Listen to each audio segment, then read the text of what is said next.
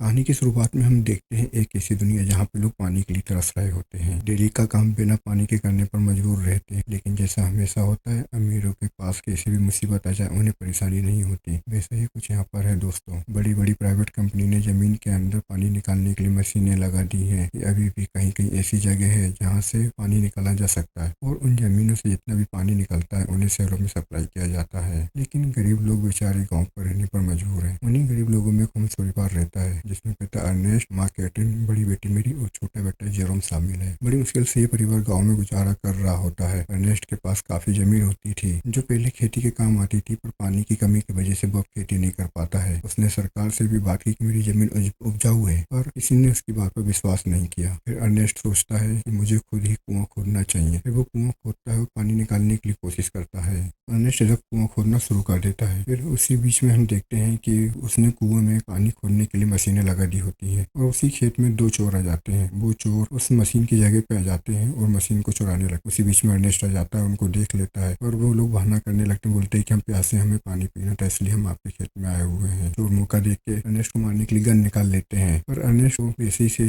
इन जैसे चोरों से हमेशा टकराया हुआ होता था। अर्नेस्ट अपनी बंदूक को निकालता है और उन लोगों को ढेर कर देता है। यहाँ पे लोग आपने देखा किस तरह से पानी के लिए लड़ रहे होते हैं। फिर अर्नेस्ट जब मशीन के पास आता है और देखता है तो उसको पता चलता है कि मशीन से जो भी कुछ पानी निकल रहा था वो भी खत्म हो जाता है। अब अर्नेस्ट को पानी के लिए दूसरी जगह गड्ढा खोदना होता है। अर्नेस्ट अब जेरोम के साथ वाटरमैन के पास जाता है। वाटरमैन एक प्राइवेट कंपनी के लिए काम करता है, बड़ी बड़ी मशीनें को लगाता है और पानियों को जमीन से निकालने का काम करता है। इसमें एक आदमी होता है जिसका नाम मैक्स होता है। अर्नेस्ट इन लोगों को खाने पीने की चीजें डिलीवर करता है। वो शहर से सारी चीजों को गधे पर लेकर आता है और इन लोगों को सप्लाई करता है। अर्नेस्ट की मैक्स से बहुत अच्छी जान पहचान हो जाती है। अर्नेस्ट मैक्स से बोलता है कि आपने बड़ी बड़ी मशीनों को यहाँ पे लगाया हुआ है और यहाँ से थोड़ी दूर पर मेरा खेत है, और आपकी बड़ी मशीन लगाने की वजह से मेरे खेत का पानी आना बंद हो गया है। क्या आप इन मशीनों को कहीं दूसरी जगह नहीं लगा सकते? मैक्स बोलता है ये तो सिर्फ हमारा काम है, इसके लिए आप हमारे बॉस से बात करनी पड़ेगी। अर्नेस्ट समझ जाता है कि बॉस सुनने वाला नहीं है, इसलिए वो बेचारा जेरोम के साथ घर वापस आ जाता है। लेकिन जब इंसान की किस्मत खराब हो तो उसके साथ बुरा ही होता रहता है। ऐसा ही अर्नेस्ट के साथ होता है। आते टाइम उसके गधे का पैर फिसल हो जाता है। जैसे उसके गधे का पैर फिसलता है तो उसका गधा प्यास और भूख से बेसी निढाल था और वो ज्यादा गंभीर हो जाता है। फिर अर्नेस्ट को मजबूरन उसे वहाँ खत्म करना पड़ता है। अब अर्नेस्ट सोचता है कि अब डिलीवरी का काम चालू रखना है तो कैसे रखें। फिर अर्नेस्ट एक रोबोट को खरीदने का प्लान बनाता है। वो सोचता है कि डिलीवरी के काम के लिए एक पुराना रोबोट खरीद लेते हैं। वो शहर में एक ऑक्शन हाउस में जाता है और रोबोट को पसंद करने के लिए वहाँ पे जेरोम को साथ में लेके जाता है। साथ ही यहाँ पे ऑक्शन हाउस में फेलम नाम का बंदा आता है। फेलम भी रोबोट की बोली लगाने आता है, लेकिन वो रोबोट अर्नेस्ट को मिल जाता है और फिर अर्नेस्ट और जेरोम दोनों हॉस्पिटल आते हैं जहाँ पे कैटरीन रहती है। एक हादसा में शिकार हो गई थी कैटरीन। वो चलने फिरने में असमर्थ। वो हॉस्पिटल में वायर के सहारे चल फिर सकती थी। अर्नेस्ट के पास इतने पैसे तो थे नहीं कि वो वायर के सिस्टम को घर ला लेता और कैटरीन को सारी सुविधा दे सकता। इतने पैसे तो उसके पास थे नहीं। उसका परिवार हॉस्पिटल में ही जाकर मिल लिया करता था। फिर अर्नेस्ट जब हॉस्पिटल से बाहर निकलता है तो उसकी रोबी नाम के एक बंदे से मुलाकात होती है। रोबी उसका बचपन का दोस्त होता है। उसके पास खाने पीने के पैसे भी नहीं होते थे और उसकी दिमागी हालत भी कमजोर होती थी। अर्नेस्ट के पास जो भी कुछ पानी होता है तो वो उसके परिवार वालों को दे देता है और उसकी मदद कर देता है। भले ही अर्नेस्ट के पास पानी कम होता है पर उसका दिल बहुत अच्छा होता है। जैसे अर्नेस्ट घर आता है तो उसके पीछे पीछे फेलम पहुंच जाता है। फेलम अर्नेस्ट से बोलता है कि मुझे तुम्हारा रोबोट चाहिए, मुझे कुछ काम है। पर अर्नेस्ट फेलम को पहले से ही पहचानता है तो अर्नेस्ट उसको साफ मना कर देता है। अर्नेस्ट को पता होता है कि ये एक बार रोबोट ले लेगा तो फिर देने में आनाकानी करेगा। साथ ही मैं आपको एक बार बता दूं कि फेलम और अर्नेस्ट की बेटी मैरी का अफेयर चल रहा होता है। अर्नेस्ट ने बहुत बार मैरी को समझाया कि वो फेलम से दूर रहे, वो अच्छा इंसान नहीं है, पर मैरी उसके पिता की कहाँ सुनती। वो तो उससे नफरत भी करने लगी थी। अगले सीन में हम देखते हैं कि अर्नेस्ट फिर से दूसरा कुआं खोदने लगता है ताकि कुछ पानी निकल जाए तो जमीन को हरा भरा किया जा सके। और आसपास का पूरा इलाका सूख जाने के कारण अर्नेस्ट को यहाँ भी निराशा हाथ होती है। साथ ही गड्ढा खोदने के दौरान अर्नेस्ट जेरोम से बात करता है। बोलता है कि मैंने जब शहर गया था तो मैंने एक लड़की देखा था जिसके बाल दिखने में छोटे हैं और लड़की दिखने में बहुत सुंदर है। तुम भी बड़े हो गए हो, अगर चाहो तो मैं तुम्हारे लिए बात करता हूँ। मैं चाहता हूँ कि हमारी जिंदगी के कितने पल बचे हैं, थोड़े बहुत जो कुछ पल बचे हैं उन पलों को हमें अच्छे से जी लेना चाहिए। और वो ऐसी बात करते हुए अच्छे से हंसी मजाक करते हुए कुछ पल अच्छे से बिताते हैं। फिर अर्नेस्ट जैसे घर आता है तो मैरी उससे बोलती है कि मुझे पैसे चाहिए, मैं शहर जाना चाहती हूँ, मैं यहाँ की जिंदगी से तंग आ गई हूँ, मुझे यहाँ अच्छा नहीं लग रहा। अर्नेस्ट बोलता है मैंने तुम्हें पाला पोसा बड़ा किया, सब कुछ किया और यहाँ पर इतनी अच्छी जिंदगी जी रहे हैं और तुम यहाँ पे बोल रही हो कि तंग आ गए हैं। मेरी झल्ला के गुस्से में बोलती है, हम यहाँ जी नहीं रहे, हम यहाँ पे सर्वाइव कर रहे हैं और मुझे ऐसी जिंदगी चाहिए नहीं। अर्नेस्ट के बार बार समझाने पर जब मेरी नहीं मानती तो अर्नेस्ट मेरी को एक कमरे में बंद कर देता है और खिड़कियों पर भी कीले लगा देता है ताकि वो फेलम से ना मिले। फिर अर्नेस्ट शहर जाने के लिए रोबोट के पास जाता है तो वो देखता है कि वहाँ पे रोबोट गायब हो चुका है। वो समझ जाता है कि ये फेलम का काम है। तो वो वहाँ से तुरंत वाटरमैन के पास आता है, पूछता है कि क्या फेलम यहाँ पर आया था। पर वहाँ पर जैसे ही मैक्स अर्नेस्ट को देखता है वो अर्नेस्ट को मारने लगे हैं। फिर मैक्स बोलता है कि तुमने हमारी वाटर सप्लाई चुराई है और उसे तुमने बेचकर अपना खर्चा पानी निकाल लिया है। अर्नेस्ट समझ जाता है कि ये यहाँ से वाटर सप्लाई चोरने वाला मैं नहीं पर फेलम ने चोरा होगा। फिर अर्नेस्ट वहाँ से जैसे तैसे भाग जाता है और जैसे तैसे वो फेलम को ढूंढ लेता है और होता भी ऐसा ही है। यहाँ पे फेलम ने वाटर सप्लाई को छोड़ लिया था और पैसे से ऐश कर रहा होता है। फिर अर्नेस्ट फेलम को अपने साथ में लेकर आता है और उस वाटरमैन के पास लेकर जाने के लिए, ताकि उस वाटरमैन को बता सके कि आपकी वाटर सप्लाई मैंने नहीं, फेलम ने चुराई है। और इसी बीच में अर्नेस्ट भूख और प्यास से निढाल रहता है और इतना लंबा सफर तय करने के बाद भी थक जाता है। इसी बीच में फेलम अर्नेस्ट को बोलता है कि मेरे पास एक दारू की बोतल है। अब अर्नेस्ट गन पॉइंट पे फेलम को डराता है और उसे वाटरमैन के पास लेकर जाता है, ये बताने के लिए कि सप्लाईज मैंने नहीं, फेलम ने चुराई थी। आगे बढ़ते हुए दोनों काफी ज्यादा थक चुके थे। अर्नेस्ट सबसे ज्यादा थक चुका था, साथ ही साथ उसका पानी भी खत्म हो चुका था। अब फेलम अर्नेस्ट को बहकाने की कोशिश करता है, बोलता है कि मैंने वाटरमैन की थोड़ी शराब पी ली थी और थोड़ी शराब बची है, मेरी मानो तो थोड़ी बहुत शराब हम दोनों बांट कर पी लेते हैं और अगर हमने नहीं पिया तो हम प्यास से मर जाएंगे। इस बात पर अर्नेस्ट मान जाता है और बहुत शराब पीने के लिए तैयार हो जाता है। फेलम अर्नेस्ट को शराब पीकर उस पर हमला कर देता है। इसके बाद फेलम सारी शराब बची हुई अर्नेस्ट के मुंह में डाल देता है और फेलम जबरदस्ती शराब पिलाता है और अर्नेस्ट को रोबोट से बांध देता है और इतना मारता है कि मार मार के उसकी जान निकल जाती है।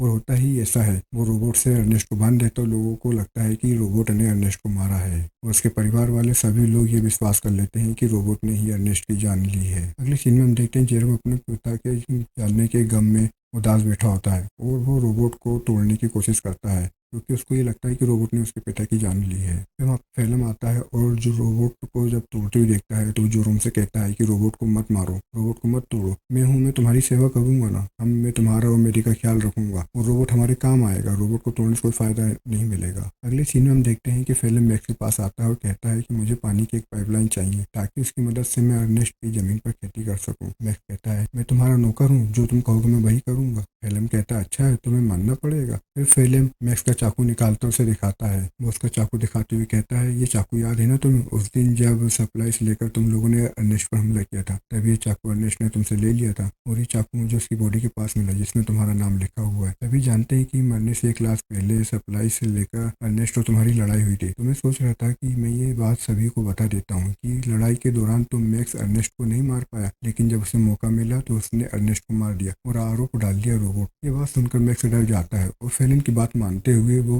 पानी की एक पाइपलाइन को उसके खेत में पहुंचा देता है। इस तरह खेत में पानी पहुंचते जाता है और खेत में हरियाली भी आ जाती है। फेलम डेली खेत में मेहनत करता है और कामयाब भी हो जाता है और जमीन भी हरी भरी हो जाती है और फसल भी उगा लेता है। इसे देखकर जोरम भी और मेरी भी खुश हो जाती हैं। मेरी और फेलम एक दूसरे को पसंद करते हैं इसलिए उनकी शादी भी करवा दी जाती है और मेरी प्रेग्नेंट हो चुकी थी इसलिए और भी उनकी शादी करवाना जरूरी था। यहाँ पर फेलम बहुत खुश होता है और अंदर ही अंदर ये भी याद आता है कि ये सारी चीज़ों को उसने अर्नेस्ट से छीन लिया है। आज वो जिंदा होता तो मेरी से उसकी शादी भी नहीं हो पाती और ये सारा खेत और सारी प्रॉपर्टी उसे नहीं मिलती। अर्नेस्ट के मरने के बाद फेलम ने उसकी सारी चीज़ों को हत्या लिया था। इसके बाद भी आदमी यहाँ पर नहीं रुका। अगले सीन में हम देखते हैं कि बैंक के कुछ कर्मचारी उसके खेत पर आते हैं और फेलम से बोलते हैं कि ये जमीन पर जो फसल होगी इस फसल पर बैंक का हक होगा। बैंक के कर्मचारी बोलते हैं कि अर्नेस्ट ने इस जमीन पर लोन लिया है इसलिए इस फसल को बैंक को देना पड़ेगा। फिर फेलम कर्मचारी से बोलता है कि ये बात मुझे मालूम नहीं थी, आपको ये बात पहले बतानी थी जब यहाँ पे फसल नहीं उगी थी उस टाइम पर, और अगर तुम पहले बता देते तो हम दूसरी जमीन पर खेती करते। बैंक कर्मचारी फेलम को टाइम देते हैं और चले जाते हैं। फिर अर्नेस्ट जोरोम से बोलता है कि मैं रोबोट बेच के जमीन को छोड़ा लूंगा और जोरोम से बोल के वो रोबोट को बेचने के लिए ले जाने लग जाता है। फेलम जब रोबोट को बेचने के लिए जाता है तो उसे रोबी मिलता है।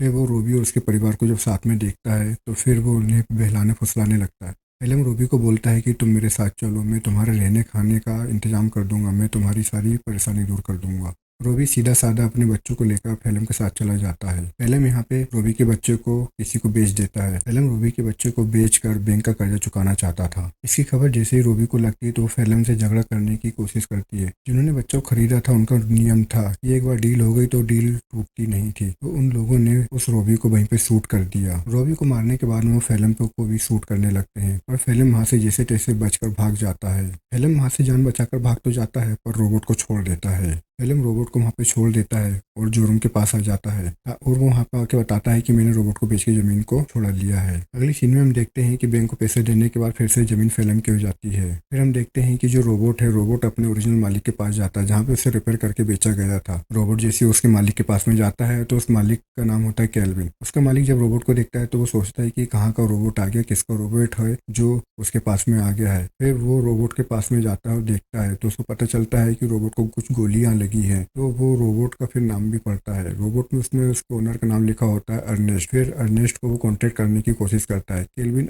रेडियो के जरिए उसको मैसेज छोड़ता है अर्नेस्ट को कि तुम्हारा रोबोट यहाँ पर है और तुम इसे आके ले जा लो। जेरोम जैसे रेडियो ऑन करता है और सुनता है कि रोबोट को केल्विन देने के लिए बुला रहा है, तो जेरोम सोचता है कि फेलम ने तो रोबोट को बेच दिया था, फिर ये केल्विन कैसे बुला रहा है। जेरोम को फेलम पे शक होता है और जेरोम शहर जाके रोबोट को लाने का डिसाइड करता है। अगले सीन में हम देखते हैं कि जेरोम को रोबी की पत्नी दिखाई देती है जो उसके पति और बच्चे का इंतजार कर रही होती है। उसकी गोद में गुड़िया होती है। यहाँ पर जेरोम को शक हो जाता है कि जरूर कुछ न कुछ बात है जो फेलम चुका रहा है। यहाँ पे जेरोम समझ जाता है कि जरूर कुछ न कुछ गड़बड़ है, फेलम कुछ न कुछ छुपा रहा है। फिर हम देखते हैं कि फेलम जेरोम यहाँ से शहर की ओर जाने के लिए आगे बढ़ता है, पर उसे जब शहर की ओर जाता है तो उसकी उम्र कम होने के कारण बॉर्डर क्रॉस नहीं कर पाता है। पर बॉर्डर पे एक लड़की मिलती है जिसका नाम होता है अना। अना वही छोटे बाल वाली खूबसूरत लड़की होती है जिसका जिक्र उसके पापा ने उसके किया था। जेरोम उसको जैसे ही देखता है तो पहचान जाता है कि ये वही लड़की है जिसका जिक्र मेरे पापा ने किया था। जेरोम अना से उसके पापा का जिक्र करता है कि आप अर्नेस्ट को पहचानते हो। अना बोलती है कि मैं नहीं पहचानती हूँ। फिर अर्नेस्ट को ये जब पहचानने से इनकार कर देती है तो फिर जेरोम उस टॉपिक पे बात नहीं करता है और फिर अना भी उसको शहर पहुंचा देती है और अना की मदद से जेरोम शहर आ जाता है। फिर उसके बाद में जेरोम केल्विन के पास आता है। केल्विन के पास आने के बाद में वो यहाँ पे रोबोट को देखता है। हम यहाँ पे देखते हैं कि जो केल्विन के पास में रोबोट आया था, रोबोट को केल्विन ने ठीक कर दिया था। रोबोट को वहाँ पे गोलियां लग गई थी जिसकी वजह से वो उसके ओरिजिनल मालिक के पास आ गया था। उसने रोबोट की यहाँ पे सेटिंग भी ठीक कर दी थी और रोबोट को सुधार दिया था। फिर जेरोम जब से ही रोबोट को देखता है तो उसको देखने को मिलता है कि उसमें कैमरा लगा हुआ है। फिर वो उस कैमरे को चालू करके देखा है और उसमें जब कैमरे को चालू करता है तो वीडियो इतना क्लियर तो नहीं होता पर उसको देखा जा सकता था। फिर वो उस वीडियो को देखता है। जब वीडियो को देखता है तो उसमें वो देखने को मिलता है कि उसमें वो वीडियो देखने को मिलती है जिसमें फेलम अर्नेस्ट को मार रहा होता है। जैसे फेलम अर्नेस्ट को मार रहा होता है ये वीडियो को देखता है जोरोम तो हक्का बक्का हो जाता है, शॉक्ड हो जाता है। तो फिर वो समझ जाता है कि वो कोई एक्सीडेंट नहीं है, फेलम की साजिश है। फिर वो रोबोट को लेकर घर आ जाता है और आने के बाद में मैरी को फेलम को कुछ नहीं बताता है, कुछ नहीं बोलता। फिर वो एक प्लान करता है कि अब मुझे अपने पिता की मौत का बदला लेना है। और जोरोम फेलम से बोलता है कि रोबी तुम्हें बुला रहा है, मैंने रेडियो पे सुना है। फेलम बोलता है कि दूसरा कोई फेलम होगा जैसे रोबी बुला रहा होगा। फिर जेरोम को तो अपना प्लान सक्सेस करना था। जेरोम एक लेटर लिखता है फेलम को और वही एड्रेस, वही वाला एड्रेस देता है जिस एड्रेस पे फेलम ने अर्नेस्ट को मारा था। फिर फेलम सोचता है कि कुछ ना कुछ तो गड़बड़ है, मुझे उस जगह पे जाना चाहिए। फिर फेलम जब उसी जगह पे जाता है तो उसे उस जगह पे जब जाता है तो उसे गड्ढा वहाँ पे दिखाई नहीं देता। उस गड्ढे में फेलम गिर जाता है। जैसे ही उस गड्ढे में गिरता है तो वहाँ पे फिर वो चिल्लाने लगता है मदद के लिए। जैसे मदद के लिए चिल्लाता है तो वहाँ पे जेरोम आ जाता है। जेरोम को जैसे देखता है तो फेलम समझ जाता है कि जेरोम को सब कुछ पता चल चुका है। फिर वो वहाँ से उससे माफी मांगता है, बोलता है कि मुझसे गलती हो गई है और मैंने तुम्हारी मदद भी की, मैंने तुम्हारे परिवार को भी संभाला है। वो बोलता है कि मेरी भी मेरे बच्चे की माँ बनने वाली है, उसको पता चलेगा तो उसको सदमा लग जाएगा, इसलिए तुम मुझे माफ कर दो। पर जेरोम उसकी एक भी बात नहीं मानता है। जेरोम उसको शूट कर देता है। इसके बाद में फिर वो रोबोट की मेमोरी को डिलीट कर देता है और उसके बाद में फिर घर आ जाता है। जब कुछ लंबा समय बीत जाता है और फिर जब वो फेलम घर नहीं आता है तो मेरी परेशान होने लगती है, बोलती है कि ये कहाँ चला गया, फेलम अभी तक क्यों नहीं आया है। फिर जब वो उदास हो जाती है फिर जेरोम उसको बताता है कि वो बेकार इंसान था, वो कभी अच्छा था ही नहीं, वो तुम्हें धोखा देके चला गया। इस तरह फिर मेरी फेलम को भूल जाती है और दोनों फिर आपस में मिलकर खेती करने लगते हैं और फसल बेचकर अपनी माँ को लाने की प्लानिंग करते हैं कि फसल बेच के पैसे इकट्ठा करेंगे और माँ को घर लेकर आएंगे। दोस्तों यहाँ से कहानी का एंड होता है।